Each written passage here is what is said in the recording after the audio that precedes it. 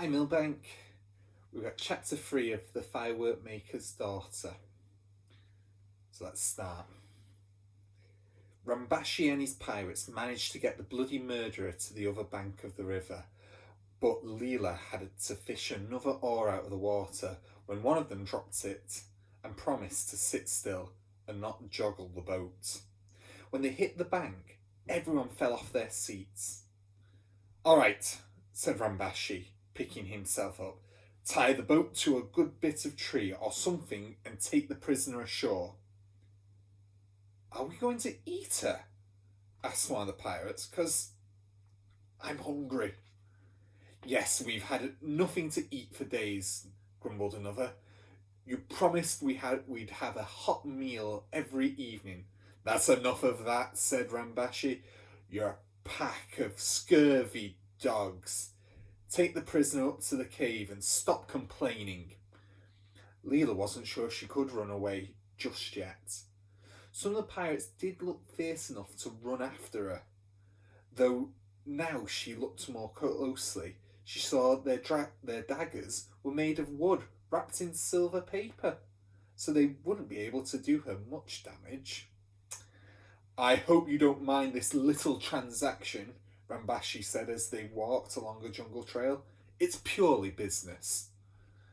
"Have you kidnapped me then?" asked Leela. "I'm afraid so.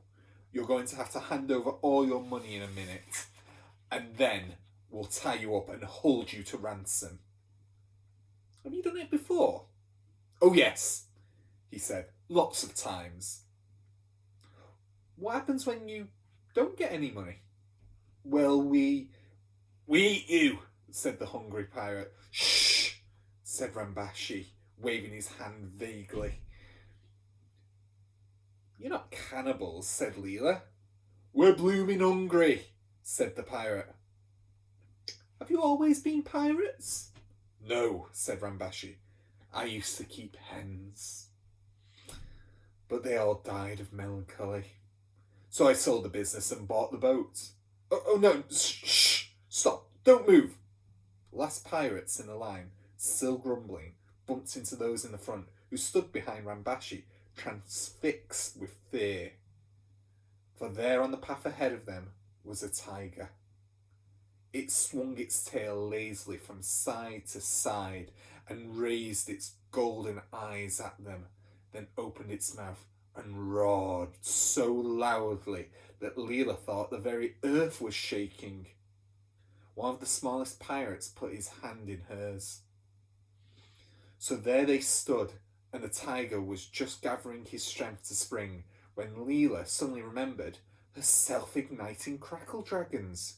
She took her hand back from the small pirate, reached into her bag, and took the 3 she brought with her. "Mind," she said to Rambashi, and pulling the string of the first one, she threw the firework in front of the tiger. The mighty beast had never been so surprised in his life. First one, then another, then yet another crackle dragon snapped and flashed and sparked and leapt at him. And that was too much. With a whimper, the tiger turned and fled. The pirates cheered. "Magnificent!" cried Rambashi. "Congratulations! I was about to stab him to death, of course, but never mind." Leela wondered how he would have done that with his silver paper covered knife, but she didn't say anything. "And of course," Rambashi went on, this changes everything. We can't keep you hostage if you've just saved our lives. You'll have to be our guest. Instead, stay with us overnight, why don't you?" "We've got no food," said someone. "What's she going to eat?" "We'll send Chang out to catch some fish," said Rambashi cheerfully, shaking his head at the process that arose. No, fish is good for you. Go on, Chang. Don't just stand there." "I can't," said Chang. "Look." They looked back at the river. The bloody murderer was just drifting away, with the painter drifting in the water. "Who tied it up?" said Rambashi. One of the pirates looked down and tried to rub a hole in the ground with his big toe. Ah, said Rambashi. Fine pirates you are. I hope you're ashamed. Miss, he said to Leela, rubbing his hands. There was a bright gleam in his eye. Can I interest you in a little investment? Well, said Leela, I ought to be getting on. No, really, this is a much better idea than piracy, Rambashi said. It came to me in a flash, just as I saw the boat floating away. I can't be cross with those fellows. They're like children, really. Yes, all my best ideas come in a flash, and this one's a corker. Can't fail. Is there any food in it? Said a pirate sourly. My dear boy, it's built on food. Just wait till you hear. I say, miss, just a little money. The safest investment you'll ever make. But Leela had walked away. She went along the path she could hear his voice behind her. No, listen, boys. I know where we went wrong last time. I saw it in a flash. But this is an idea that'll suit your talents down to the ground. Look, let me draw you a picture. Leela would have liked to know what Rambashi's next plan was, but she was eager to hurry on. Mount Merapi was smoking and rumbling in the distance. She felt her heart lift when she saw it again. So powerful and dominating, and she thought, I belong to that mountain, and it belongs to me. And on she went, with no other thoughts in her mind but that, and excitement putting a spring in her step. Meanwhile, Chelak was getting ready to smuggle Hamlet out of his new home. The master had gone to bed early, groaning, but the slaves were still awake, and Chelak had to distract them. Now, listen, he said to them in the kitchen. You know you've got to do all you can to please the great white elephant, or else the king will be cross. They all nodded. Well, the elephant's a bit restless. He never sleeps well on the first night in a new place. So we'll have to play a game of elephant's footsteps to cheer him up. You have to go and hide your eyes in the garden. And when you think you can hear him coming, turn around. He likes playing that. Go and wait in the garden. I'll tell him when you're ready. The slaves all streamed out of the back door, and as soon as they were hiding in the garden with their eyes shut, Chelak unlocked the front door and led Hamlet out to the gate. It's a good thing they put down that carpet I ordered, he whispered. You don't half make a row on the gravel. Can we go past the zoo? Hamlet whispered. No, of course not. Never mind Frangipani. It's Leela we've got to think about, and stop breathing so heavily. They tiptoed out of the gate and found Lalshand waiting there with a tarpaulin, just as Chelak had asked. What's it for? Lalshand whispered. For this, said Chelak, and made Hamlet kneel down to have it laid over his back, so he didn't show up so much in the dark. Grumbled Hamlet. It's hot and scratchy, and it smells like a marquee. Couldn't you find a nice blanket? I don't think you realise your size, Chelak said. Do be careful, said Lalshand. I ought to come with you. It's not a safe journey at all. Oh, I should have told Leela everything from the start. I should have trusted her. What a foolish old man I am. Yes, said Chelak. Still, never mind. We'll find her. Come on, Hamlet. And they set off. Lalshand stood watching them for a minute until they disappeared into the dark streets.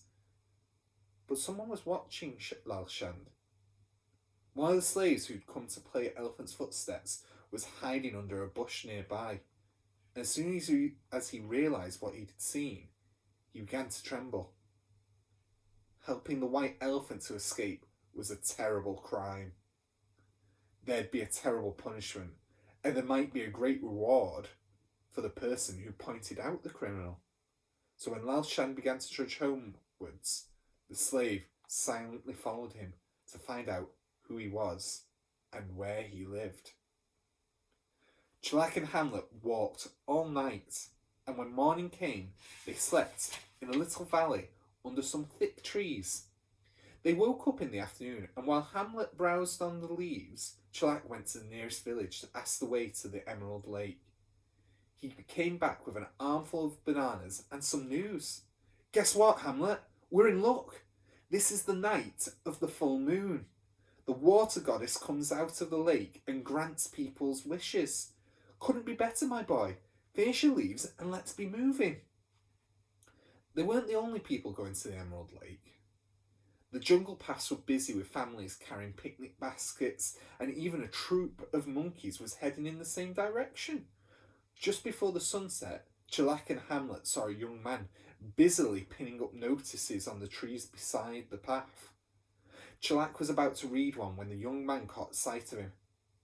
Hey, I know you, he said, and him. We know lots of people, said Shellac. Is this the right way for the Emerald Lake? Just along there. Here, can I... The young man looked bashful. Shellac knew what he wanted. Kneel down, Hamlet, he said. Customer.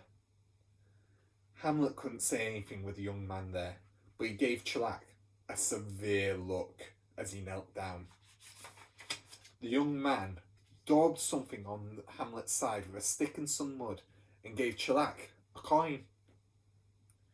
Thanks, he said. Wait till I tell the boss. And he ran off. Shellac read what he'd written. Eat at Rambashi's Jungle Grill. Rambashi? Shellac said. I've got an uncle Rambashi. He used to be a chicken farmer. The notices on the trees were advertising the Jungle Grill as well. It was opening that very night, and there were meals at half prices if you brought in a voucher from one of the notices. Oh, it'll be nice to see Uncle Rambashi again, Shellac said. Come on, it'll be dark in a minute. They hurried on. Soon they came out on the shores of the Emerald Lake. Under the trees at the edge of the water, there stood some houses on stilts with cooking fires and coloured lanterns. As the tropical darkness covered the sky in less than 5 minutes, Shellac and Hamlet entered the village. Naturally, a white elephant with an advertisement written on him caused a sensation, and soon Shellac and Hamlet were being followed by a crowd of excited children and some older people with nothing else to do.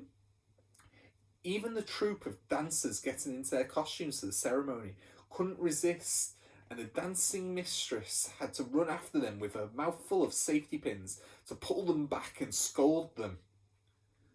Which way to Rambashi's Jungle Grill? Shellac asked, and someone pointed along the shore to where a wooden building stood on stilts over the water. There was a terrace with coloured flags and tables with checkered tablecloths and lamps made out of wine bottles, and a cloud of smoke was coming from the kitchen, and with the sounds of sizzling and bubbling and the smells of grilling meat and fish and spices. Just in time, Hamlet. What do you think of that? And that's Uncle Rambashi, said Shellac. Rambashi, wearing a white apron over his tartan sarong, was ushering some customers onto the terrace when he saw Shellac. Shellac, my boy, how delightful to see you. And your friend, your pet, the excellent mobile advertising billboard. Come in, boy. Voucher? Oh, don't bother with that. Free food for everyone in honour of the ceremony of the full moon. Of course, I'll lose money on it, but we'll soon make it up. Wonderful publicity. Yes, that's right, ladies and gentlemen. Free meals tonight. What about us? Said a waiter. When do we get our supper? Customers first, said Rambashi. You and the boys can have as much as you like later on. I thought you were in the chicken business, said Shellac, tucking into a big plate of prawns and rice in satay sauce. Yes, but I had to give that up. I felt sorry for the hens, Shellac. So we took to the transport business for a while. river taxi, with some freelance work on the side. But then came the opportunity to invest in the restaurant trade, where my talents truly lie, Shellac. Yes, madam, our grilled lake trout is exquisite tonight. May I suggest some saffron rice to accompany it? And a flask of jasmine wine? Yes, all free. No charge. Compliments of the house. The Jungle Grill was certainly doing good business, or would have been if Rambashi had been charging for it. I hope he knows what he's doing, Hamlet, Shellac said as the elephant browsed quietly on the banyan tree that overspread the terrace. He reckons it'll be such good publicity that they'll come back when he starts charging. I'm not so sure. Still, the food's good, smoky but tasty. Rambashi's cook was having trouble with the grill, which he kept having to throw water over when it got too hot. Clouds of smoke and steam kept billowing out, and the waiters rushed to and fro with full plates and dirty plates and flasks of wine and menus and coconuts full of ice cream. Meanwhile, the village elders were preparing the lake shore for the full moon ceremony. Shellac and Hamlet, full of supper, wandered along to have a look. The sand was swept and smooth, the lanterns were hung in the trees, and blossoms of all colours were scattered on the water. The path from the temple to the lake was crowded, several deep on either side, and Shellac had to climb on Hamlet's back in order to see. Then the ceremony began. A great drum sounded 3 times, and an orchestra began to play. Gongs and xylophones and drums and cymbals and flutes. A line of dancers came out of the temple and swayed down the path towards the lake, their fingernails snapping and flicking like fireflies, and their golden skirts shimmering in the lantern light. The headman of the village struck a light and lit a scented candle in a paper boat, which he floated out onto the lake. The incense made the air sweet and rich. Very soon other paper boats were floating out to join it, and a little child pointed at the tree tops on the far side of the dark lake and said, "Moon!" The full moon was rising. As it rose, the music rose too, the gongs and the xylophones and the cymbals all summoning the goddess from the lake. And then she was there. Though no one had seen her arrive, it was as if she'd come when they were looking away, and when they looked back, they saw her, though no one had really looked away. She was floating to the shores on a raft of water lilies, a beautiful lady in a robe the colour of the moon, with silver rings and amulets, and a necklace of jasmine flowers. One after another, the villagers bowed to her and asked her help. This woman for a sick child, that man for a good harvest, these lovers for a blessing on their marriage. The goddess rebuked some of them for asking too much, though she never refused anyone in need.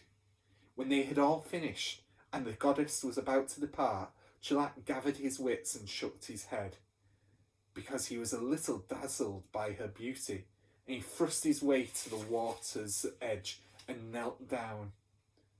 "Goddess," he said, "please hear me too."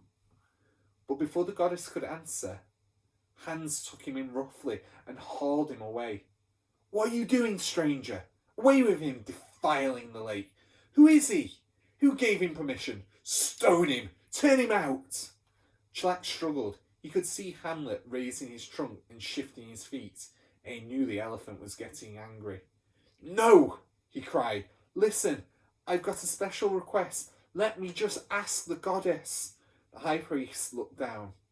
Frowning, his face was shadowed and stern. "How dare you come to this sacred place?" he said. "The goddess of lake is not to be stirred by you frivolous requests. Take him away. No, she shall not hear from you. Be thankful we let you go with your life. Take him to the village boundary, and if he comes back, kill him." Well, that's the end of chapter 3, guys. Hope you enjoyed it. See you again now. Bye.